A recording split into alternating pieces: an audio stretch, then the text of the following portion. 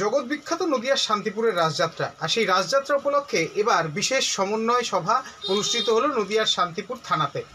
এদিন জেলাশাসক এবং রানাঘাট পুলিশ জেলার পুলিশ সুপার সহ একাধিক পুলিশ আধিকারিক, তার সঙ্গে সঙ্গে শান্তিপুরের বিডিও এবং পৌরসভার চেয়ারম্যান থেকে শুরু করে যে সমস্ত সরকারি আধিকারিকরা রয়েছে, বিদ্যুৎ দপ্তর এবং তার সঙ্গে সঙ্গে অগ্নি নির্বাপন দপ্তরের সকলেই একত্রিতভাবে সমস্ত ক্লাব কমিটি এবং তার সঙ্গে সঙ্গে বিগ্রহ বাড়িকে সঙ্গে নিয়ে সমন্বয় সভা আয়োজন করে এবং সেখানে যা বিগ্রহ বাড়ির যে সমস্ত কথাবার্তা বা ক্লাব কমিটির যা কথাবার্তা সমস্তটাই শোনা হয় পুলিশের পক্ষ থেকে বা প্রশাসনের তরফ থেকে। এবং তার সঙ্গে সঙ্গে এদিন এই প্রশাসনিক সভাকে কেন্দ্র করে এই যে প্রসেশন রোড, যেখান দিয়ে শোভাযাত্রা হয় যা জগৎ বিখ্যাত শান্তিপুরের জন্য, অর্থাৎ ভাঙাড়াসের শোভাযাত্রা, সেই জায়গাও অর্থাৎ সেই প্রসেশন রোডও ঘুরে দেখেন পুলিশ আধিকারিকরা এবং ডিএমও সেখানে গিয়েছিলেন।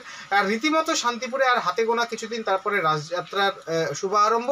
আর তার আগে এই মিটিং বিশেষভাবে তাৎপর্যপূর্ণ বলে মনে করছে শান্তিপুরবাসী। যদিও বা এই প্রথম নবনিযুক্ত জেলাশাসক একেবারে ক্লাব কমিটিগুলির সঙ্গে বসে থেকে সমস্ত কিছু আলোচনা করেন এবং তাদের অভাব অভিযোগও শোনেন।